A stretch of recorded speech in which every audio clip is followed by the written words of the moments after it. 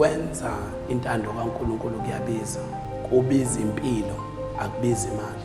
Ukwenza intando kaNkulunkulu kubuhlungu ngoba mawuzokwenza intando kaNkulunkulu kusho ukuthi awusezukwenza ukufisa kwakho. Ukukhuluma kaNkulunkulu akakhulumi lokho okufisayo ngaso sonke isikhathi. Kodwa uNkulunkulu ukhuluma lokho akudingwa uyena phezulu kwempilo yakho. Intando kaNkulunkulu kuyakuhlukanisa. Ukuhlukanisana wonke umuntu othi ubalekile empilweni yakho. Where we are failing as Christians, ifela ekwenzeni intando.